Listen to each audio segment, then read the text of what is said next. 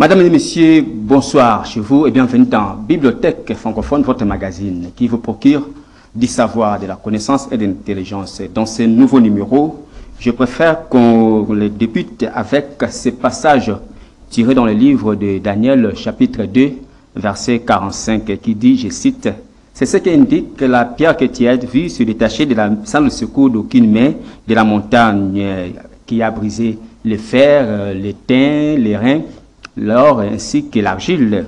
C'est le grand Dieu qui a fait connaître au roi ce qui doit arriver. » Voilà, le songe est véritable et son explication est certaine. Dans ce numéro, il sera question d'essayer de comprendre à quand la fin du monde. C'est le titre du livre que vient de publier Pati Abali Mobwa. Il est évangéliste et pasteur, et puis il est maître de conférences, écrivain, et je pense que je vais pouvoir le saluer. Bonjour. Bonjour, cher Babo. Merci d'être venu, d'avoir répondu à notre invitation. Merci. À quand la fin du monde, c'est le titre du livre que vous venez de publier. Oui. Pourquoi, quelle est la motivation de votre publication? Merci beaucoup, M. Babo, pour l'invitation. La motivation de ces livres est partie du flou créé après la pandémie, l'apparition de la crise de la pandémie à Covid-19. J'ai eu du mal à réaliser comment la biotech, biotech, il y avait la Big Pharma et la Big Data, comment les deux géants du numérique et des grandes firmes pharmaceutiques mondiales, on n'a pas pu apporter la lumière nécessaire sur cette pandémie, sur son origine. Ça m'a intrigué et je me suis dit, un peu comme les disaient les philosophes américains, Noam Chomsky, qui a dit, pour la vérité, il ne faut pas attendre qu'on vienne la déposer dans votre tête. Il faut aller la chercher. Et je me suis appliqué à comprendre l'essence cachée de la Covid, l'essence cachée, l'essence profonde de cette pandémie qui a secoué le monde entier et qui n'a pas eu une explication plausible. À quand la fin du monde, face à la mission prophétique du plus beau pays du monde, cet ouvrage se classe dans quelle catégorie littéraire? Cet ouvrage, on peut les positionner comme un livre pratique. Un livre pratique, c'est ce que ça voudrait simplement dire que les résolutions ou les recommandations formulées peuvent servir dans la vie active. Donc c'est un livre pratique qui peut servir la nation, qui peut servir les familles, qui peut servir les organisations. Donc c'est un livre qui est vraiment pratique. Ce n'est pas de la fiction, ce n'est pas du thriller, ni de la romance, mais c'est vraiment un livre... C'est ce que j'allais me poser comme question. Est-ce de la fiction? C'est un roman? C'est un peu de faire comprendre aux téléspectateurs. Exactement. C'est un livre qui pourrait servir. C'est un livre qui peut servir les hommes de Dieu, l'élite, les responsables, les enseignants. Un livre qui a connu un travail scientifique. C'est un livre qui est transversal. Ou spirituel. Il est transversal. C'est un livre qui est factuel, actuel et prophétique. Donc, ça se base sur les faits, l'actualité et la prophétie. Et la prophétie d'une manière générale, donc la parole de Dieu. La parole de Dieu. Et donc, écrivain, dans la rédaction de cet ouvrage, quelle était la méthodologie que vous avez pu utiliser? J'ai utilisé des méthodologies essentielles. Il y a eu la méthodologie documentaire. J'ai parcouru des volumes, entre autres la Bible, et j'ai exploité aussi certains rapports, notamment de la Banque mondiale, de la MONUSCO. Donc j'ai étudié, analysé les différentes documentations. Et en dehors de ça, il y a eu aussi, comme méthodologie, il y a eu l'analyse comparée. Dans cet ouvrage, j'ai utilisé deux modèles. Le premier modèle, c'est Israël. Le deuxième, c'est Joseph. Je ne sais pas, faute de temps, si on saura les parcourir tous. Mais le premier modèle, c'était Israël. Israël, j'ai trouvé que Israël, c'était un pays formidable. Un pays qui avait tout.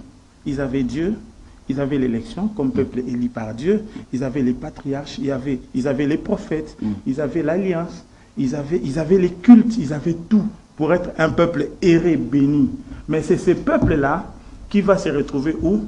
En esclavage. Et à deux reprises. En Égypte et plus tard, des siècles plus tard, à Babylone. Et c'était à des intervalles de temps importants. Mais ce que j'ai aimé dans cette analyse-là, pour l'Afrique, ça a formé vraiment un corpus. C'est comme une partie des puzzles qu'on a rassemblé avec l'Afrique. L'Afrique aussi, au contact avec l'Occident, ce continent qui était riche dans sa culture, dans ses traditions, qui, à la rencontre avec l'Occident, les explorateurs, en 1500, du coup, s'est retrouvé en esclavagisme. Et si vous vérifiez bien, ça a duré, l'esclavagisme a duré 4 siècles sur le continent noir africain, exactement comme Israël. Et après, il y a eu une nouvelle ère, c'était la colonisation. Et la colonisation a duré aussi autour de combien? 70 ans. Je me suis posé la question, comment ces 70 ans? On a vu le vent des indépendances autour des années 60, un peu partout en Afrique. C'était le génie de nos pères de l'indépendance, oui, je concède, mais je pense que c'était de la part de Dieu. Et dans le cas de cette étude, j'ai compris les mystères autour du chiffre 7, parce que c'est le chiffre du repos. Du repos, parce que lui-même, Dieu, à la création, il s'est reposé le 7e jour, après son ouvrage de 6 jours. Il demande à Moïse que ça soit sanctifié le 7e jour. Et Israël, à Babylone, va trouver l'élargissement la 70e année. Et l'Afrique aussi a trouvé son élargissement, donc les indépendances, 70 ans après. Et ça se répète encore. J'ai essayé d'extrapoler. De 1960, j'extrapole jusqu'en 2020, l'année de la rédaction du livre, exactement 60 ans. J'ai dit, mais ça fait quand même trop de coïncidences. Et là, on 2020, voit, là où avec l'arrivée de la Covid. Exactement. On voit toutes ces grandes puissances tomber comme un château de cartes. Un château de cartes. Et puis, on a vu les camoufler, ces chaos stratégiques. Et je me suis appliqué à comprendre. J'ai dit, mais c'est tellement intéressant. En Afrique, c'est un temps vraiment continu. Okay? Alors que pour Israël, c'était comme des images. Et le deuxième modèle, c'était Joseph. Oui, c'est toujours, oui. Joseph. Le deuxième modèle, c'était Joseph. Joseph, c'est celui-là qui avait un rêve. Il avait un rêve de grandeur. Mais ses frères l'ont combattu. Ses frères l'ont combattu, ils l'ont trahi, ils l'ont vendu. Alors que c'est lui qui avait la bénédiction de la famille. C'est un peu comme la RDC, qui a une grande promesse. Mais ses frères ne l'ont pas compris. Ses frères des pays voisins, le monde entier. Le Congo a toujours été marginalisé. Et j'ai compris dans le cas de cette étude, et c'est vraiment bien documenté, que c'était vraiment Joseph qui est mal aimé, trahi, vendu, même parfois par ses propres fils. Mais le Congo, j'ai trouvé, a une très grande promesse. Et qu'au temps marqué, Dieu va visiter ces pays. Ce temps-là, c'est maintenant. À quand la fin du monde? Mesdames et messieurs, vous regardez Bibliothèque francophone, votre magazine qui vous procure de la sagesse, du savoir et de l'intelligence. Et je reçois sur ce plateau l'auteur de ce livre, À quand la fin du monde? Il s'agit bel et bien de Paty Abali Moboa. Je rappelle qu'il est évangéliste de Jésus-Christ, maître de conférences, libre penseur. Mesdames et messieurs, je pense que nous pouvons aller à la question cruciale. Question que je me suis dit, peut-être, qu'est-ce que le public doit retenir dans cette émission en ce qui concerne l'ouvrage dans un message central? Les messages centraux de ce livre, c'est que en analysant la Covid, j'ai compris que l'objectif de la Covid, c'était changer le monde que nous avons connu. Il y avait un paradigme, le paradigme néolibéral, avec l'Occident à la tête, les États-Unis, qui était épuisé, ces paradigmes-là. Ces paradigmes-là a appauvri le monde entier, tous les autres pays, au profit d'un seul pôle de puissance, l'Occident. Et les autres étaient les bannis de la terre. oublié, ignoré. Leur voix ne pouvait pas compter. C'était un monde unipolaire. Et j'avais compris que la Covid était arrivée justement pour remettre en question ces paradigmes néolibéraux. Cette suprématie. Cette suprématie. Et j'ai aimé parce qu'en 2020, quand j'ai reçu l'inspiration, j'avais cette thèse, mais l'actualité est venue soutenir cette thèse-là. L'impasse notamment de la coalition occidentale dans les différents fronts. Et donc ce n'est plus un secret, l'Occident a été démystifié. Aujourd'hui, on voit même ces désordres qu'il y a entre les États-Unis, cette alliance atlantique, l'OTAN, avec les États-Unis. On n'a jamais vu ça. Et donc, c'est un temps nouveau qui commence. Donc, c'est les paradigmes qu'on a connus qui est arrivé, qui est épuisé. Et donc, la nature a aussi horreur du vide. Hein? Un paradigme s'épuise, un autre doit commencer. Et dans le cadre de cette démarche, j'avais compris... Si vous me permettez, dans le cadre de cette démarche, c'est ce que j'avais compris, que l'Occident, avec ces paradigmes qui s'épuisent, il y aura plus ce monde qui sera unipolaire. Ça sera un autre monde où il y aura un multi-alignement, la présence de plusieurs puissances. Et là, ce que j'ai aimé, c'est que c'est vraiment documenté, référencé dans la Bible. Je suis chrétien, mes pères m'ont enseigné, mais je n'ai pas entendu ça, mais j'ai découvert ça dans le cadre de cette étude ici. Et donc, le multi-alignement va permettre à notre pays d'avoir à opérer des choix stratégiques. C'est ce que j'allais même poser comme question. Selon vous, puisque vous parlez des néolibéral qui tend à sa fin, alors quel sera le prochain paradigme qui gouvernera le monde? Selon vous? Oui, bon... Parce qu'on nous a déjà pris, il y avait l'Allemagne à une certaine époque, et puis il y a les États-Unis qui dominent le monde. On voit la Chine être en deuxième position, mais c'est ça, quel sera le... C'est difficile à prévoir. L'histoire est très imprévisible, mais on voit l'ancien paradigme s'épuiser. Et ce que je voulais aussi placer comme mot, lorsqu'il y a un paradigme qui s'épuise, il faut changer d'attitude. C'est important. Nous avons été enfants, nous avons été tous enfants, mais lorsqu'on est enfant, les parents, nous sommes régis par les paradigmes des parents. Mais à la fin, lorsque les parents déclinent, ils vieillissent, est-ce qu'un enfant doit toujours garder les mêmes paradigmes et rester l'enfant gâté? Non. Pendant que les parents déclinent, l'enfant doit prendre ses responsabilités. Et donc, changer d'attitude. Donc, la fin du paradigme adulte, naturellement. Et que l'Afrique a été infantilisée. Nous attendons toujours des aides. Est-ce que ça doit toujours continuer comme ça, alors que les puissants, on voit que ce sont des pays qui sont eux-mêmes aujourd'hui hyper endettés. Il faut interroger les chiffres. Et surtout qu'à ce moment ici présent, les États-Unis ont suspendu leurs aides aux pays. C'est pourquoi, dans le cadre de cette démarche, nous invitons l'élite à prendre leurs responsabilités, de s'assumer, de travailler dans l'intérêt des peuples et de ne pas toujours attendre l'Occident, l'aide extérieure, parce que les paradigmes ont changé, les paradigmes qui nous a toujours caractérisés. A changé ou est en train de changer? Est en train de changer et a déjà changé, ok?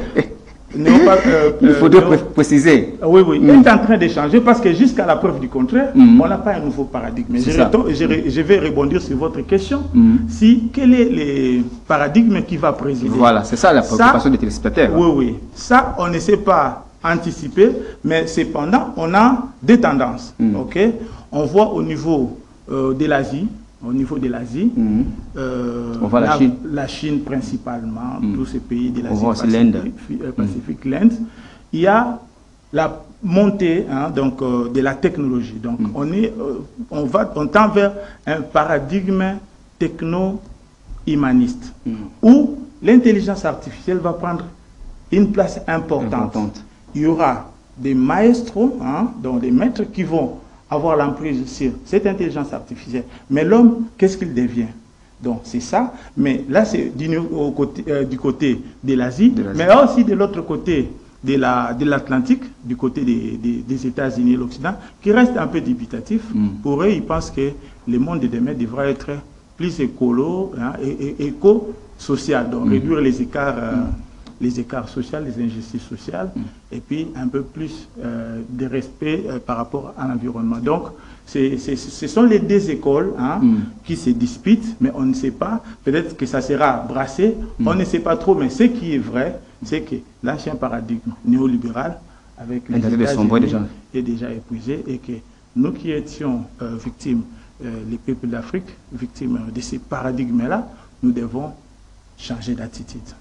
C'est un éveil de conscience à nous, Africains, de prendre notre responsabilité en main. Mesdames et messieurs, vous comprenez avec moi ensemble que c'est une question de prendre nos responsabilités pour emboîter les pas, parce que le paradigme va d'ici là changer, c'est en train de changer.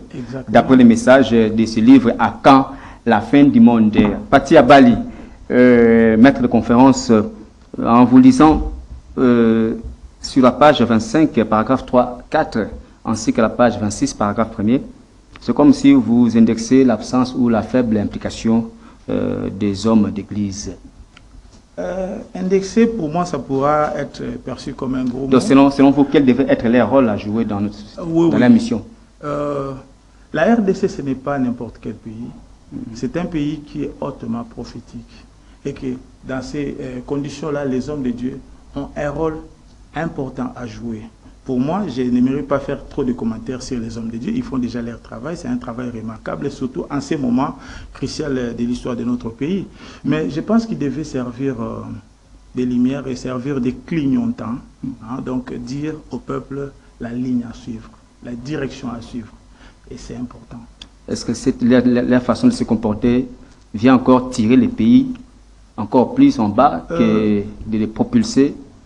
C'est ça votre regret? Oui, malheureusement. Malheureusement, je pense, même le Seigneur avait dit, un royaume qui est divisé ne pourra pas prospérer. Donc, il faudra, au niveau de nos pères, les hommes d'église, parce que la RDC, c'est un pays, on ne voit ça qu'en RDC. Les pays islamiques, vous ne verrez pas les imams s'entrer dedans, les moines là-bas, bouddhiques, s'entrer dedans. Donc, nous devons faire un effort pour converger. Parce que les peuples, nous avons un peuple qui est en train de nous observer, qui est en train d'observer la classe dirigeante, en train de scruter à la lettre ce que font les hommes les pasteurs, je parle des pasteurs d'une manière générale. Okay. Y compris les prêtres aussi. Donc tous les prélats, donc d'une manière générale. Ils devaient jouer un rôle un peu... Pourquoi vous avez choisi ces moments, ce contexte ici pour... publier votre ouvrage qui est « À quand la fin du monde ?» face à la mission prophétique du plus beau pays du monde. Oui, exactement parce que c'est le moment. C'est ces moments ici. J'ai découvert que ce pays qui a été banni, ces pays qui avaient tout, un peu comme Israël, un peu comme Joseph, mais qui a été relégué toujours. Mais je trouve des passages, qui, à mes yeux, apparaissent comme un secret. Et Daniel, quand il a découvert ça, parce que lorsqu'un peuple décline, qu'est-ce qui commence? C'est d'abord, il perd la vision. Le peuple va s'accrocher à des choses, à des futilités. C'est arrivé aussi du temps de Daniel. Daniel, en son temps, lui, il s'est accroché à lire, à lire les livres, alors que les peuples sombraient. Les livres, c'était consigné clairement dans les rouleaux, mais les peuples avaient ignoré ça et ils ont souffert. Mais Daniel, quand il a découvert ça, il ne pouvait pas garder ça pour lui. Et lorsqu'on découvre l'élargissement, il faut publier, rendre public, annoncer au peuple que voilà, c'est le moment pour l'élargissement. Et moi, j'ai eu l'avantage de voir ça noir sur blanc, comme A plus B égale C, que plus de jours pour l'Afrique, plus de jours pour le Congo. Mais il est simplement question que les peuples comprennent que c'est le moment et se mettent en ordre de marche. Vous le regrettez fermement dans votre ouvrage parce qu'il n'y a pas un Daniel dans notre époque ici présente avec la RDC, un Daniel qui pouvait consulter les livres également, le rouleau ancien, ou avoir une vision claire et nette sur la nation congolaise, ou peut-être pourquoi pas pour l'Afrique en général. Ce n'est pas les regrets, je pense que Dieu fait toutes choses bonnes en son temps. Les Daniels sont là, ils vont se manifester, ça ne fait que commencer. Les Daniels sont là, ils vont se manifester, j'en suis sûr. Vous êtes sûr pour cela, madame et monsieur. Je suis avec le maître de conférence Pati Abali, qui est notre invité, qui est en train de nous parler de son livre, du contenu de son livre qu'il a titré À quand la fin du monde? À quand la fin du monde? Vous avez peut-être rencontré des difficultés avant, pendant ou après la publication. Si oui, quelles sont ces difficultés? Bien entendu, il y a eu des difficultés, mais pour les difficultés avant, je mets ça dans les comptes de l'expérience, mais j'aimerais plus m'appesantir sur les difficultés après. C'est que notre pays, pour la plupart, la population a perdu la culture de la lecture. Et donc, ça me peine. Hein, donc, c'est avec pincement au cœur, les gens doivent renouer avec la lecture. Parce qu'on ne peut pas développer un pays lorsqu'on se déleste de la lecture. C'est ça aussi là, une autre problématique. Hein? C'est vraiment un vrai problème. Ne lisent pas. Les gens ne veulent plus lire. C'est une sorte de paresse intellectuelle. Et dans ces conditions-là... Alors que vous prenez Daniel comme exemple, lui, il était un exemplaire, il consultait les livres. Lui pensait que la prière allait régler, tout régler. Mais il s'est trouvé dans l'impasse avec la prière. Il n'y a pas que la prière, il faut sonder les Écritures, il faut lire, hein, pas seulement la Bible, mais les sciences, hein, les technologies. Et donc, les peuples doivent apprendre. Les pays comme l'Occident, il y a une place importante pour la lecture. Et donc, nous sommes en train de réfléchir. Qu'est-ce qu'il faut faire? C'est pourquoi j'ai pensé initier un mouvement, je crois que dans votre introduction, vous l'avez dit, dans le ministry. Et donc, c'est un cadre on aura peut-être le temps dans les prochaines sessions pour en parler peut-être en détail, où on va se retrouver pour réfléchir et redonner encore le goût à la population de lire. Parce qu'on a constaté, même parmi les chrétiens, les enfants de Dieu, lire, ça devient vraiment un casse-tête. Et donc, on va réfléchir pour accoucher des solutions, des recommandations pour notre pays, un pays qui est un pays chantier, où tout est à refaire, à reconstruire. Exactement. La lecture pose problème, mais par ailleurs, les gens s'accrochent au téléphone. Au téléphone, on voit tout le monde aux intérêts immédiats. Donc, d'après vous, qu'est-ce qui pouvait être à la base? Est-ce que c'est aussi question de fuir, c'est vraiment embêtant la lecture, ou peut-être les gens ne savent pas lire? Est-ce que l'enseignement est lié aussi à ces phénomènes? Il y a tout ça. Parce que ça ne contribue pas au développement de ces pays. Exactement. La plupart des matières ou des stratégies, des plans sont consignés dans les livres. Oui, oui. Donc, il faut une batterie de solutions. C'est très complexe, surtout. Oui, c'est très complexe. Ce n'est pas un seul aspect. Donc, il faudra tout un arsenal de dispositions à prendre pour y remédier. Vous avez parlé, soulevé un point très intéressant, la réforme du système éducatif. Vous devez en profiter. Qui va redonner vraiment le goût de la lecture vous aussi, vous devez en profiter, vous en tant qu'écrivain, faciliter la tâche aux lecteurs ou aux potentiels lecteurs. Parce qu'il y a des fois, les gens ont du mal à vous comprendre ce que vous écrivez. Il y a trop de littérature dans vos livres. Donc c'est un peu ça. Les gens se plaignent, on prend toujours des remarques par rapport à vos... Bon, je pense que on nous signale déjà, nous tendons vers la fin. Cette question, on va la garder pour rebondir dans au cours de nos prochaines émissions. Avez-vous quelque chose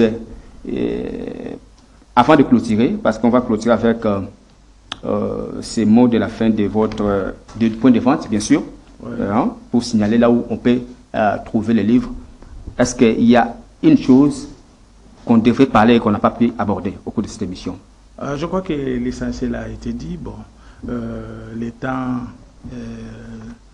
nous ne pouvons pas maîtriser les temps, mais je pense que nous sommes à un moment où nous devons faire l'inventaire. L'inventaire de tout. L'inventaire de la démocratie, parce qu'il a été vanté que la démocratie va solutionner nos problèmes. C'est une démocratie qui a été importée. Nous devons questionner ça. Est-ce que ça nous sert ou ça nous dessert? Il y a beaucoup de choses que nous devons revoir. Nos alliances, lorsqu'on est mal accompagné, on connaît la suite. Les alliances stratégiques, parce que nous sommes dans un monde qui sera multipolaire. Donc, le choix à faire, nous devons interroger les indépendances. Hein. Nos indépendances, on doit voir est-ce que ça a été réel ou du bluff. C'est le moment de faire l'inventaire. L'inventaire sur même notre évangélisation. Gagner les âmes. C'est un pays qui est assez particulier, le Congo, mais est-ce que cet évangile qu'on a prêché jusqu'ici a aidé les peuples à s'émanciper ou on est en train de faire du surplace? C'est le moment de faire l'inventaire. L'inventaire sur notre savoir-faire. Qu'est-ce que le Congo apporte sur l'échiquier mondial? Nous devons nous asseoir et faire l'inventaire. Qu'est-ce que nous apportons? Nous apportons seulement la danse, la musique, je ne sais pas moi quoi. Donc nous devons faire l'inventaire sur toutes les questions, sur tous les aspects de la vie. Sinon, le monde qui arrive, nous risquons encore de les manquer. Parce que nous venons de décrocher avec ce paradigme qui vient de s'achever. Il ne faudra pas que nous loupions les nouveaux paradigmes qui arrivent. Merci, Pati Abali Moboa, d'être passé et de se soumettre à cet exercice durant une trentaine de minutes pour répondre aux préoccupations de nos téléspectateurs par rapport à votre publication sous le titre « À quand la fin du monde face à la mission prophétique du plus beau pays du monde ». Je pense que je peux que souhaiter beau vent à votre bébé, à l'ouvrage. En tout cas, je pense que pour mesdames et messieurs, on est à la fin, mais avant de clôturer, je rappelle qu'on a eu comme invité sur ce plateau Pati Abali Moboa, auteur de cet opus de près de 300 pages qu'il a titré « À quand la fin du monde face à la mission prophétique du plus beau pays du monde ». Il est maître de conférences, évangéliste, et puis il est chercheur, écrivain comme toujours. Hein. L'ouvrage permet, cet ouvrage de « À quand la fin du monde » permet d'élucider un grand mystère en répondant à la question la plus emblématique et la plus énigmatique de l'histoire de l'humanité. Voilà, c'est la fin de cette émission. Mais avant cela, il y a les points de vente aussi. Le livre est à retrouver pour la ville de Kinshasa. Il y a la librairie Livre pour le Grand Lac au niveau du rond-point Forescom. Il y a aussi la librairie Livre pour le Grand Lac au niveau de la banque TMB, toujours à Gombe. Et puis, il y a Rotana Hotel et Book Market, hein, c'est bien ça? Oui, pour ceux qui sont à Goma, à l'est, nous avons d'abord la librairie Lave littéraire. Hein, et puis à Bukavu, nous avons la librairie Sim en face du collège Alpha Thierry. Voilà. Voilà, c'est tout pour aujourd'hui, mesdames et messieurs. Merci à vous pour votre réelle attention accordée à votre émission Bibliothèque francophone. Je remercie Marité Bodo qui était derrière la caméra, la prise de vue. Il y a aussi Christian Banjolo à la régie et puis sans oublier Moron Djambé à la réalisation. Je vous retrouve prochainement, même chaîne, puis bonne suite des programmes accompagnés de CCTV.